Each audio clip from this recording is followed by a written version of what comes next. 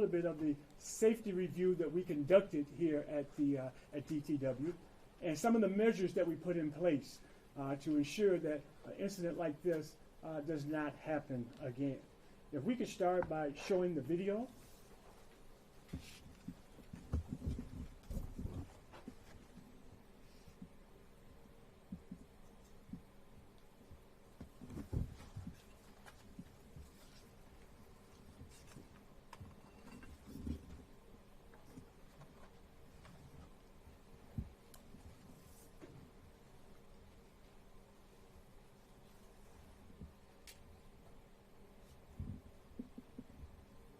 Here's another view.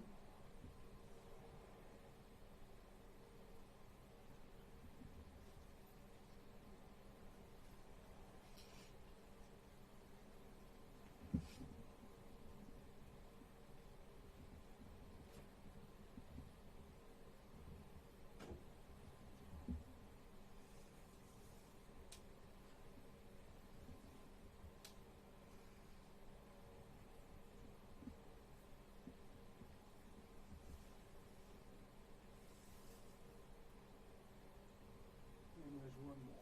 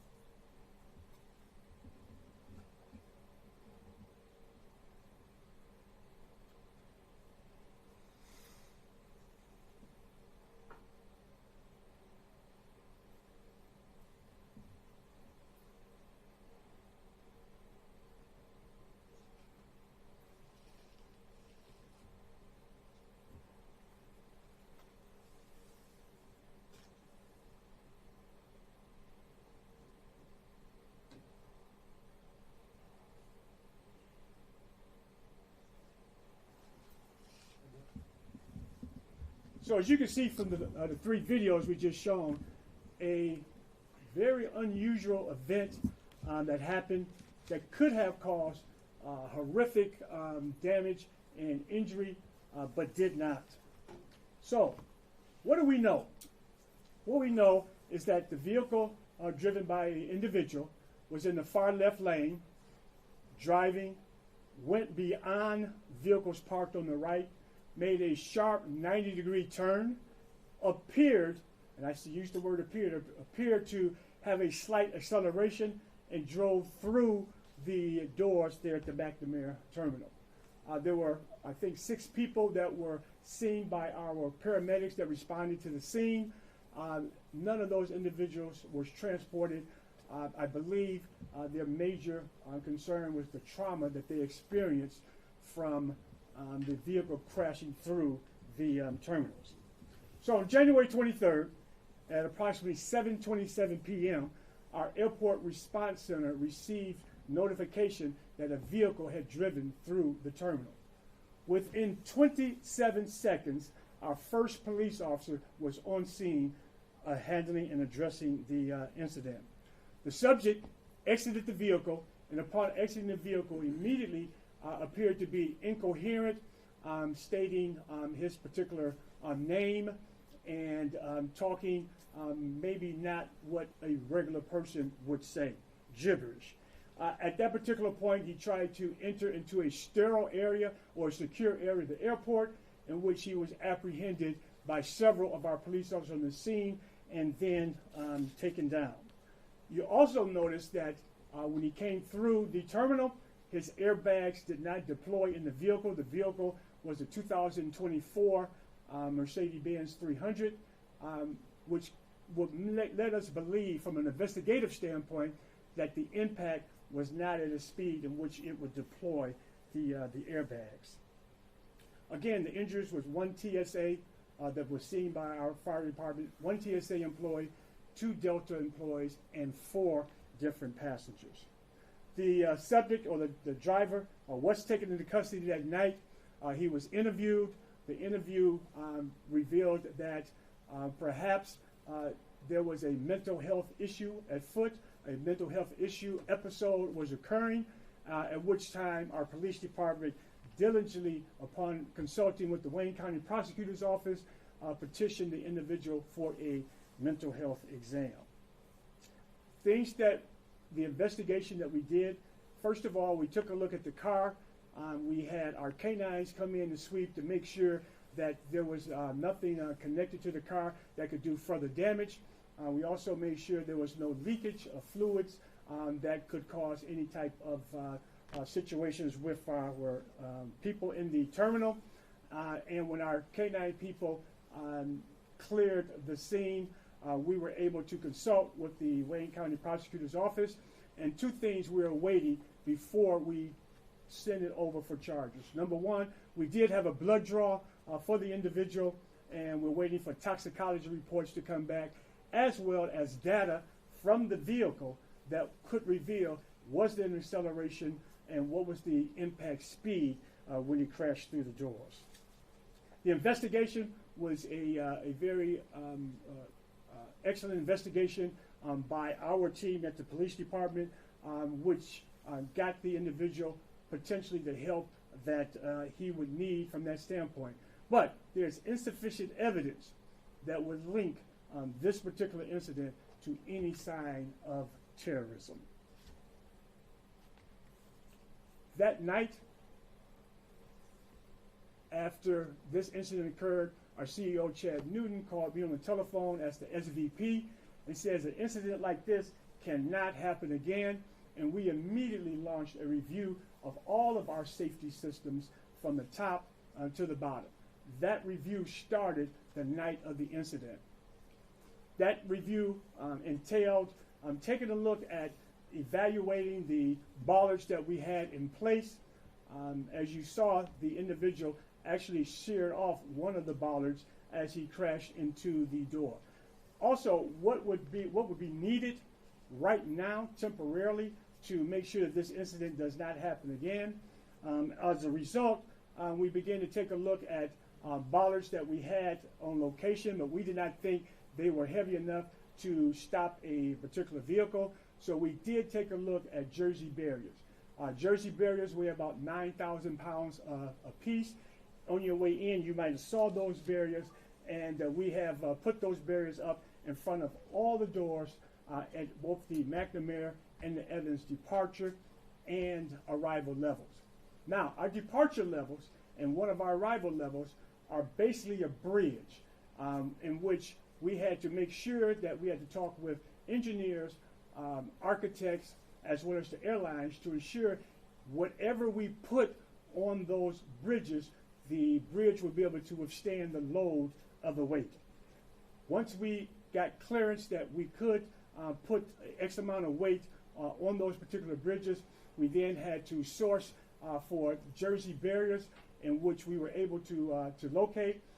Some of those Jersey barriers were buried into feet of snow and ice, and they had to be dug out and absolutely then inspected to see if in fact they would be able to withstand an impact such as that. Through our maintenance department, Vice President Joe McCabe, we were able to install over 303 yards of Jersey barriers, 9,000 pounds of slab, which is approximately 200 tons of concrete. And right now, I would say that our airport is secure today than it has ever been in the past. With that, the investigation also pointed out that with the toxicology, we would have to wait back for that to come back from the Michigan State Police, as well as the black box data from the vehicle. Also on that night, as a result of what we were attempting to secure, we've had meetings with our airlines.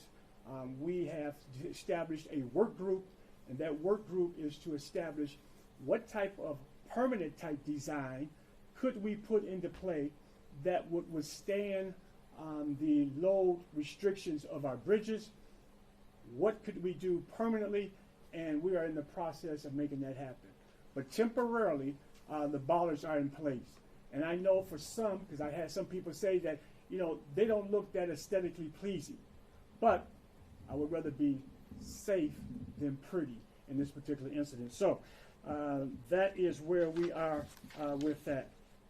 Again, with the future, we're looking at more permanent type fixes from architects and designs. First thing we have to do is to come up with a design, build out that design, and then implement that particular design. We have spoken with other airports and consulted with other airports around the country to determine what in fact they have in place as well. So with that, I would throw it back over to Erica. I'm available for questions, or if you have questions. Everyone, so the airport's initial response relied on brief written statements for 13 days or so. Could you speak a little louder, I sir? was just going to say the airport's initial response relied on brief written statements for 13 days or so up until this point, but we have not heard directly from the CEO. Why isn't he here today to personally reassure travelers that the terminals are safe? The CEO that night, so be that this could never happen again, put me in charge. And as the one being in charge, it's my responsibility to see that happen. So I am here as the person in charge and responsible for securing the airport, and that's why I'm here. Could you elaborate on the types of injuries that the people sustained? It is my understanding that they were not hit by the vehicle nor by any debris. It was the trauma of the experience that they were seen and treated by our paramedics.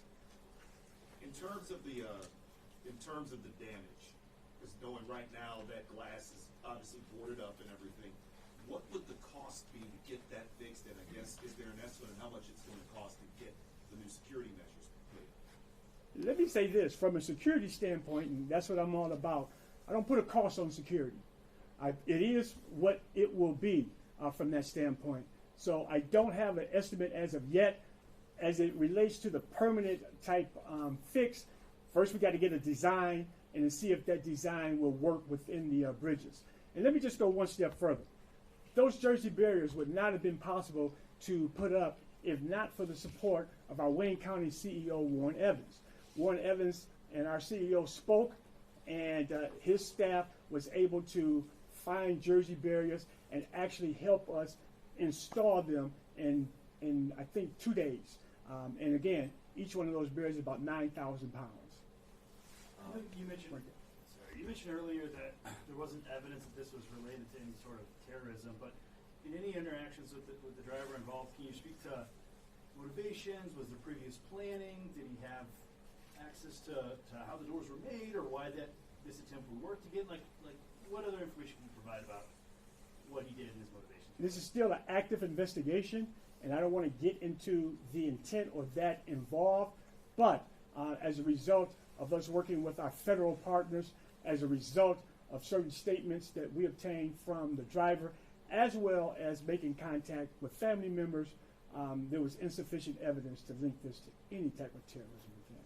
But you can't say if he had access to materials that maybe helped them, I don't know, schematics for the airport or any sort of inside information or anything like Not that? to my knowledge, and if I did, I would not get that involved at this particular point in time. Is this young man still in custody, and how long can we expect on the toxicology results? The toxicology report is sent over to the Michigan State Police, and that would be a great question for our state partners. So we don't have an estimate at this particular point in time, but he is not in our custody, but he is between he and his medical situation is not walking the streets. You had said that the airbags didn't deploy. Yes. Did he drive over it, or like what are those rated? Were those supposed to be rated to stop vehicles? Because if it didn't deploy, did he go up and over it so that it didn't work the way that it was supposed to? Yeah, my understanding is he took part of what went out, but my surprise, I would have thought that our bollards would have stopped the vehicle. But it's evident that they don't. So having that information, we are now taking the necessary steps to ensure that whatever goes up will stop vehicles. Are the Jersey barriers temporary, or is that your permanent fix? No, the Jersey barriers are definitely temporary, and we are in consultations again with engineers, architects to see what we can put out there so that we don't create another situation by having a bridge collapse because of the weight that we put on there. So we are still working through that process. Can you clarify? Excuse me, this? she had her hand up, you probably couldn't see. That's okay. Yes, ma'am. When you say he's not in our custody, do you mean the custody of the airport authority? Who specifically? Yes, I definitely mean that. And can you say whose custody he is in? No, I will not say that. Yes, sir. Sorry, I was going to ask the same question. Okay. You're talking about Okay. toxicology, but you're Yes not and able no. to identify who has them or where he is or how long he's going to stay Nope. there or why he's there? Nope. Is there any reason why you can't say that? It's between he and his doctors. Are there any ideas you can share about this design that's going to protect the passengers? The new design, Yeah, any ideas you can share with us today about what that looks like in the future? it could be, and no, I don't, because we have not progressed to that point, because we're still working with our engineers and our architects to determine weight loads and what can be placed on there. But some of you might have seen some of these large concrete flower pots that are filled with concrete, and you could put flowers on them. That is one of the things that's under consideration, but those also have a heavy weight load. So we're making sure that we don't solve one problem and create another one. Now, when it comes to the change in security measures, along with the barriers and everything, is there going to be anything else like an increase in maybe airport police presence? Are going to be more camp? Like what else are we looking at here Yes. along with the barriers? There's already been an increase in what we call directed patrols in the particular area. So I don't want to get and release to everybody what our security measures are, but there will be an increase. After this happened, you said that you had talked to some of the other airports around when this happened. Did other airports employ this type of a bollard that they would also have to take a look at being a security risk? I don't like to speak for other airports publicly, but what I will say is that other airports probably have the same situation, and they're in the same process of reviewing what they have as well. Yes, sir. My question is this: he crashes through this thing, he nearly kills somebody. Why not just charge him, turn it over to the prosecutor, get the charges, and get him off the street instead of turning him over to his own doctor? Didn't say he was turned over to his home doctor, number one. Number two is, in consultation with our Wayne County Prosecutor's Office, we're following their directions to the T. Thank you. You're welcome. Given the age of the airport, these redesigns, is it gonna go, will you have to go beyond that and do a complete renovation or a partial renovation of the existing structures?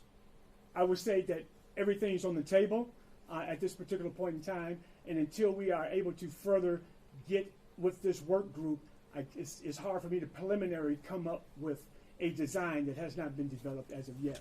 But we do know there are certain types of designs out there that could be a potential source for us, but we don't know that yet until our engineers clear that type of stuff. Finally, is there a timeline for when you may be seeing those plans? Don't have a timeline, but I do know that we're entering construction season where you can pour concrete, things of that nature. So I don't have a timeline as of yet, but we would like to see it as soon as possible. And we're working diligently to make sure that it's done as soon as possible. Will those plans be made public? I won't release them, but because I work for emergency support services, but they could be through our airport. That's a question probably for our Vice President, Erica Donaldson. Have you heard from passengers or airport employees or Delta employees who work in that terminal since this incident about concerns? What I've heard, and it's limited personally what I've heard, and what I've seen is that passengers and employees are extremely happy that we acted as fast as we did to put something up in place that would stop an event like this from ever happening again. All right, that concludes our news conference. Thank you all so much for attending. If you need to see the video again, please let us know. We can roll that again for you without the pointer. Please. Okay, That'd be great. perfect. Thank you very much. All right, So, thank sir, you. real quick, could you just spell your name for us, please? Yes, I can. Tadario, T-A-D-A-R-I-A-L. Last name is Sturdivant, S-T-U-R-D-I-V-A-N-T. Thank you, sir. You're welcome. Let us know when you're ready, and we'll roll those videos. You guys good? Yep. We're good.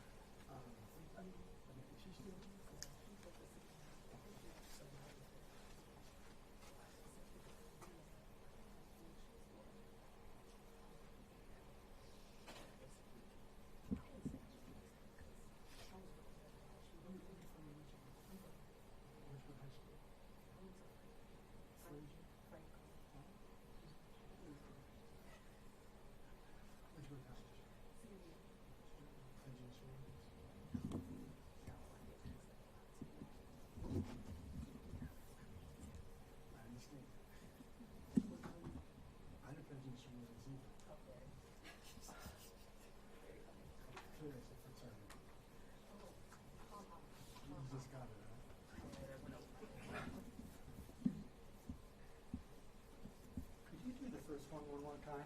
That's all right. After this, we can play again. Thank you.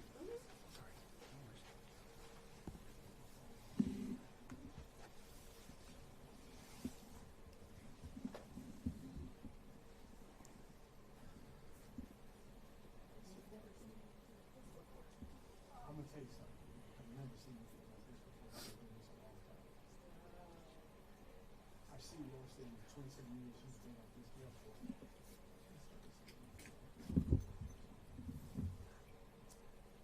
And most cancers, it didn't happen to me. It was nice meeting you.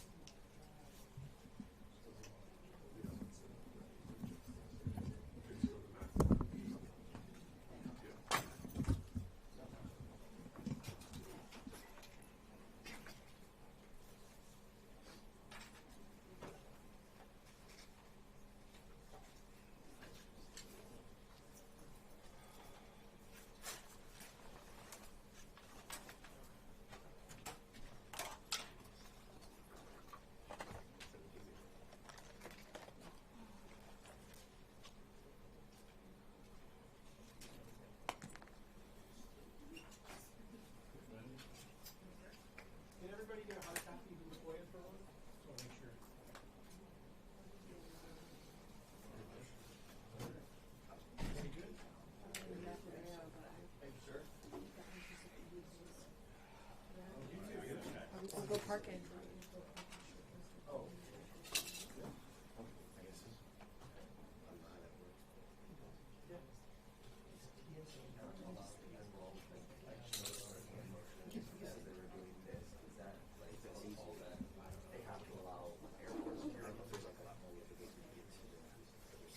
That's why I wasn't sure. Like when I watched what they were doing, I was like, okay,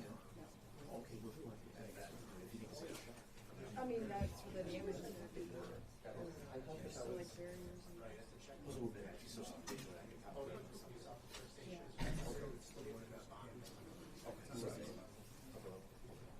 I just noticed that camera was I was like, that looked like it was like we're staying hands off when it comes to.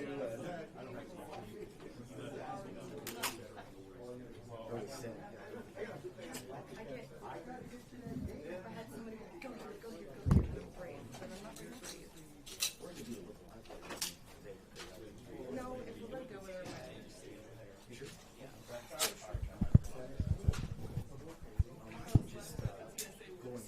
we can leave your vehicle. How about I make you drive away? Yeah, because I'm not.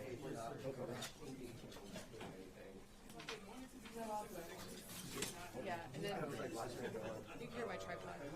We'll go. No, you can carry it. We can go. We could take my vehicle, your vehicle. Do live at 4.